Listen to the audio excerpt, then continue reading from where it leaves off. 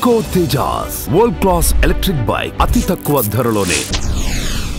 కానీ ఒక నిజంగా మనం ఇప్పుడు క్యాండిల్ చిన్న డ్రాప్ వేసుకుంటేనే తట్టుకోలేం. అలాంటిది నిహారి అసలుకి అలా ఫుల్ బర్న్ అయిపోతుంటే ఇంట్లో నువ్వు అసలు ఆ పెయిన్ ని అసలు ఎలా అనుభవించావు, అసలు ఎలా దాన్ని తట్టుకోగలిగావు అనేది నిజంగా పెద్ద టాస్క్. అది పెద్ద టాస్క్ అయితే దాంట్లో నుంచి బయటపడిన తర్వాత సో విధిని గెలిచిన ఒక వీర వనిత అంటారు చూసావా, అది గెలిచి మళ్ళీ బయటకు వచ్చి సొసైటీలో ఇలా ఉన్నావంటే గ్రేట్. అసలు వ్యాపారం చేసే ఆడవాళ్ళు ఉన్నారు, అనేక రంగాల్లో ఉన్నారు. అది ఎడ్యుకేషన్ అవ్వండి, వ్యాపారం అవ్వండి, ఇంకోటి అవ్వండి. కానీ ఇలా ఒక బర్న్ అయిన విక్టిమ్ బయటకు వచ్చి ధైర్యంగా నిలబడి ఈ సమాజంలో తనకంటూ ఒక ప్రత్యేక స్టేజ్ ఏర్పాటు చేసుకుని చూసారా, దానికి నేను హ్యాట్స్. సూపర్. మీరు అన్నారు పోసుకున్న తర్వాత డిస్కషన్ జరుగుతుంది ఇంట్లో, 2 hours తర్వాత నేను ఇంకా బర్న్ అయిపోయి ఇంకా అంటించుకోవాల్సి వచ్చింది నిప్పు అన్నారు. ఏంటి అసలు మీ అసలు నిప్పు అంటించుకున్న తర్వాత కూడా రకరకాలుగా ఆలోచిస్తాం కదా మనం, బతికితే ఒకలాగా బతకపోతే ఒకలాగా. ఇంకా ఆ టైంలో అది ఉండదు. లేదు, నేను ఆలోచించాను, తను ఆలోచించుంటది. నేను ఆలోచించాను. మీ ఫీలింగ్ ఏంటి అసలు ఆ టైంలో? మొత్తం నిప్పు మీ మీద ఉన్నప్పుడు బాడీ మీద అది ఆ పెయిన్ భరిస్తున్నారు, ఒక పక్క ఆలోచిస్తున్నారు, ఒక పక్క కడుపులో బిడ్డ.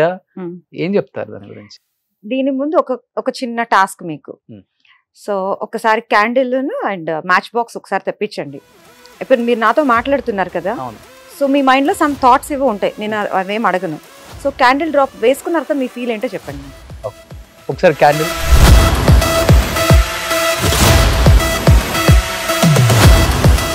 ఎవరి కాళ్ళు ఇలా లైఫ్ని ఇలా ఎవరు చేసుకోలేరు కదా. సో నా చెయ్య కాలాలని నేను అనుకోను. ఒక్కసారి మీరు ప్రయత్నం చేయండి, మీరు చేయండి, మీరు తీసుకోండి.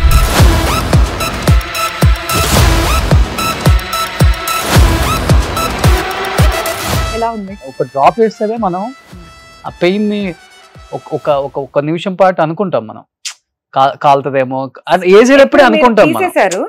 తీసారు, తీసిన తర్వాత బర్నింగ్ సెన్సేషన్ ఉంది, స్టిల్ ఇట్ ఈస్ దేర్. ఇంకొక 5 minutes ఉంటుంది అది. ఈ టైంలో మీరు రకరకాల ఆలోచనలు అనవసరంగా వేసుకోకుండా ఉండాల్సింది. బర్నింగ్ సెన్సేషన్ ఉంది. సో నేనేం చేశానంటే, కాలుతుంది, దానికి సొల్యూషన్ లేదు, ఐ నో దట్. సో ఇప్పుడు ఏంటి, ఆ పెయిన్ ని నేను ఫీల్ అవ్వాలి. So I have to accept that. Suicide చాలా తప్పు, నేను 100% ఖండిస్తాను. రకరకాలుగా బిల్డింగ్ మీద నుంచి దూకుతున్నారు, హ్యాంగ్ చేసుకుంటున్నారు, లేదంటే స్లీపింగ్ పిల్స్ వేసుకున్నారు, రకరకాల థింగ్స్ ఉన్నాయి. అవన్నిటి గురించి నేను మాట్లాడను. కానీ ఏదైనా సరే ఇలాంటి ఇన్సిడెంట్స్ అనుకోని సందర్భాల్లో కూడా జరిగినప్పుడు నాకు అయిపోయింది, నాకు కాలిపోయింది అనటం కాదు, దాన్ని రియాలిటీని మనం మార్చకుండా అసలు నాకెందుకు జరిగింది, సో దీని నుంచి నేను ఎలా బయటపడాలి, లేదా అట్లీస్ట్ నా కడుపుకి నేను తినాలి. నా మీద కొంతమంది ఇన్వెస్ట్మెంట్ పెట్టుంటారు పేరెంట్స్, ప్రేమ కావచ్చు, డబ్బులు కావచ్చు, ఏదైనా వాళ్ళ టైం కావచ్చు. సో వాళ్ళకి బర్డెన్ అవ్వకుండా మనకి మనం బయటపడాలి అన్న ఆలోచన ప్రతి ఒక్కళ్ళు చేయాలి. నేను అది చేశాను. జరిగింది ఏదో జరిగిపోయింది, జరిగింది. తర్వాత గురించి ఆలోచించాలి, అంతే. ఇప్పుడు ఉరిశిక్ష విధిస్తారు, ఎంతో మంది ఎన్నో రకరకాల తప్పులు చేస్తూ ఉంటారు. సో వీళ్ళందరికీ ఉరిశిక్ష విధించిన తర్వాత కూడా నీ చివరి కోరిక ఏంటని అడుగుతారు జనరల్ గా. నీ చివరి కోరిక ఏంటని చెప్పినప్పుడు వాళ్ళు డిజైర్ చెప్తారు, నాకు ఫుడ్ అంటారు, లేదా వాళ్ళని కలవాలి, వీళ్ళని కలవాలి అంటారు. సో అట్లాగే మాలాంటి వాళ్ళని ఇలాంటి ఇన్సిడెంట్స్ జరిగిన తర్వాత నువ్వు తప్పు చేసావు, నువ్వు నీ లైఫ్ స్పాయిల్ చేసుకున్నావు, నీ ఫ్యామిలీ ఇబ్బంది పడుతుందని కాదు, దాని నుంచి మేము బయటకు వచ్చే ప్రయత్నం చేస్తున్నప్పుడు మమ్మల్ని ఇంకా కుంగదీయొద్దు అని చెప్తాను నేను. సో సమాజంలో వాళ్ళే ఎక్కువ మంది ఉంటారు. 100%. ఈ పెయిన్ కన్నా సొసైటీ నుంచి వచ్చే పెయిన్ ఎక్కువగా ఉంది. దాంతో కంపేర్ చేస్తే బర్న్స్ పెయిన్ నాకు nothing. I'm talking about my self. అది నాకు నథింగ్. ఇనిషియల్ గా ఎక్కువ భరించావమ్మా? భయంకరంగా భరించాను. ఎందుకు బ్రతికానా, ఫైట్ చేసేదాన్ని, నన్ను ఎందుకు బతికిచ్చారు అని చెప్పి, మీ స్వార్థం కోసం నన్ను బతికిచ్చారు. వాళ్ళకి పాపం ఫ్రస్ట్రేషన్ వస్తే, చస్తే చచ్చిపో, మాకు సంబంధం లేదు, ఇంకా అనవసరంగా బతికిచ్చాం. వాళ్ళ పెయిన్ వాళ్ళకు ఉంటుంది, ఎందుకంటే వాళ్ళు మనీ స్పెండ్ చేయగలరు కానీ వాళ్ళ ఎమోషన్స్ నా మీద స్పెండ్ చేయలేరు కదా. సో అట్లా. ఎక్కడ ఇన్స్పైర్ అయ్యావు లైఫ్ లో గట్టిగా ఏదో ఒకటి సాధించాలి, నేను I have to prove my self అన్న నోట్లో మూపించాలి బై బర్త్ మా బ్లడ్ లోనే ఉంది. కానీ అది ఆ మాట మాత్రం యుద్ధంలో గెలవడం అంటే శత్రువుని చంపటం కాదు, శత్రువుని ఓడించడం. ఆ డైలాగ్ మాత్రం నా లైఫ్ని కంప్లీట్లీ చేంజ్ చేసింది. అప్పటి వరకు ఏంటంటే ఆ అబ్బాయి మీద రివెంజ్ తీర్చుకోవాలి, పెళ్లి చేసేసుకున్నాడు, నేను ఇట్లా సఫర్ అవుతున్నాను, నేను సర్జరీస్ అవుతున్నాయి, నాతో ఎవరు మాట్లాడలేదు, అది నా మైండ్లో బాగా పడిపోయింది. లేదు, బర్న్స్ బెడ్ మీద ఉన్నప్పటి నుంచే లేదు, నన్ను నేను ప్రూవ్ చేసుకోవాలి. సో అన్నట్టు అప్పుడు 1 by 1 నేషనల్ జియోగ్రఫీ ఛానల్స్లో ట్యాబు అని స్టోరీస్ ఇట్లాంటివన్నీ చూసి ఓహో నాకన్నా ఇంకా దీనమైన స్టేజ్లో చాలా మంది ఉన్నారు, so I'm in a very better position అన్నట్టు వాళ్ళతో లైఫ్ కంపేర్ చేసుకుని నేను బయటికి ఎట్లా రావాలి. పవన్ కళ్యాణ్ గారిని కూడా కలిసారు కదా? ఎస్, ఏం చెప్పారు 3-4 పవన్ times. గారు? సో యాక్చువల్లీ కళ్యాణ్ గారిని కలిసిన ఫస్ట్ డే వచ్చేసి నాకు మీరంటే చాలా ఇష్టము, సో నేను మీ పేరు టాటూ వేయించుకున్నా అని చెప్పాను. ఆయన ఇలా చూస్తూ ఉండిపోయారు. ఎక్కడ వేయించుకున్నారు? So this is oh Pawan Kalyan.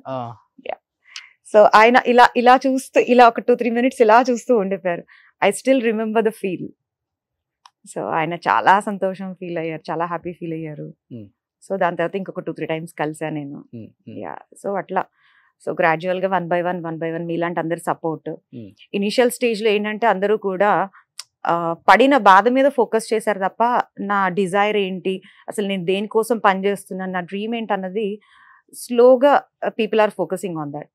So దాని తర్వాత మీ మీడియా సపోర్ట్ వచ్చిన తర్వాత మీడియా ద్వారా చాలా బాగా మీరు next level only because of media. ఇప్పుడు మనం మాట్లాడుకుంటే ఈ 4 గదుల మధ్యలో 4-3 ఏదో మాట్లాడుకుంటాం, కానీ ఒక పర్సన్ వరల్డ్ వైడ్ నిన్న కెనడా నుంచి ఫోన్ వచ్చింది నాకు, బాగా అన్స్టాపుల్ అమ్మాయి చూశాను, నా పిల్లలందరికి చూపించాను. అట్లాగే నాకు చాలా కంట్రీస్ నుంచి ఫోన్ వచ్చింది. రిలేషన్ ఉన్నారు కదా, రిలేషన్ నాకు పబ్లిక్ రిలేషన్ ఎక్కువ. ఇంచుమించుగా నేను పాస్పోర్ట్ ఇప్పించినప్పుడు ఎవరు కూడా విమానం ఎక్కడ లేడు, కొన్ని 100 మందికి ఇప్పించాను. నేను ఎక్కలేదు అని అన్నవాడు నాకు తెలిసి ఎవరు లేదు. నేను అప్పుడు అంటాను, అరే కాలిపోయి కురీపులాగా ఉన్న నా పిల్ల ఎక్కింది విమానం, మీరేంట్రా నా చెయ్యి హస్తవాసి, మీరు ఎప్పటికన్నా ఎక్కడికన్నా పోండి. ఎన్ని దేశాల నుంచి ఫోన్ వచ్చిందో తెలుసా నాకు? నాకే అన్ని కాల్స్ రాలేదు, బేసికల్ గా డాడీకి అన్ని కాల్స్ చాలా చాలా కెనడా నుంచి ఫోన్ చేసి ఆయన అయితే చాలా, ఒక ఆయన అయితే యుఎస్ నుంచి, వాళ్ళందరూ పెద్దవాళ్ళు, వయసులో పెద్దవాళ్ళు. ఇంకా దాన్ని ఏ వర్డ్స్ తో చెప్తాం ఇవాళ, వాళ్ళు మాట్లాడిన మాటలు మన దగ్గర అలాంటి. సో ఇప్పుడు మీరు హ్యాపీగా ఉన్నారా అంకుల్? 100%. 100 కాదు 200. రిగ్రెట్ గా ఫీల్ అయ్యారు ఫస్ట్ లో? 300 అనుకోవచ్చు, 400, 500, 1000 అనుకోండి. ఓ చూడండి ఎంత బాగా నవ్వుతుంది నిహారి ఈ రోజు. I mean to be frank చెప్పాలంటే నాన్న ఇంతవరకు ఇంత ఓపెన్ గా ఈ 15 సంవత్సరాల్లో ఎప్పుడూ మాట్లాడలేదు. డాడీ నిన్న నైట్ వచ్చారు, నాన్న తింటావా అన్నాను, ఏమొద్దన్నారు, పాలు తాగారు, మార్నింగ్ బ్రేక్ఫాస్ట్ చేస్తావా, ఈ 3-4 మాటలే మా మధ్యన కన్వర్జేషన్ జరిగింది అంతే. అది ఎవరు నమ్మరు. ఒకటే ఇంట్లో ఉంటాం, తమ్ముడు నేను డాడీ అందరూ ఉంటాం, కానీ ఎక్కువ ఓపెన్ గా ఏది మాట్లాడరు. తిన్నావా అంతే, ఏం తిన్నావని కూడా అడగరు, తిన్నావా ఓకే, హెల్త్ ఎలా ఉంది ఓకే అంతే. సో ఈ రోజు నాన్న ప్రేమతో షోలో నాన్న first time daddy open up అయ్యారు నా ఎంటైర్ లైఫ్ లోనే. సూపర్. ఎలా అనిపిస్తుంది ఇప్పుడు? చాలా హ్యాపీ ఉంది, కానీ కూతురుగా ఫెయిల్ అయ్యాను, అది ఒక్కటే బాధ. కూతురుగా ఫెయిల్ అవ్వలేదా? కొన్ని విషయాల్లో ఫెయిల్ అయ్యాను. 400% సక్సెస్ అయ్యాను. మేబీ అది నాకున్న కొన్ని పాయింట్స్ లో అందరి కూతురులాగా మా నాన్నని చూసుకోలేకపోతున్నాను, ఒక్కటే బాధ. వస్తుంది, టైం వస్తుంది, అన్నిటి టైం వస్తుంది. బట్ నాన్న ఇప్పుడు అలా ఫీల్ అవ్వట్లేదు. లేదు, తల్లిదండ్రులు పిల్లల దగ్గర నుంచి ఏం ఆశించరు, కానీ అది వాళ్ళ ప్రేమ ఒకటే ఆశిస్తారు.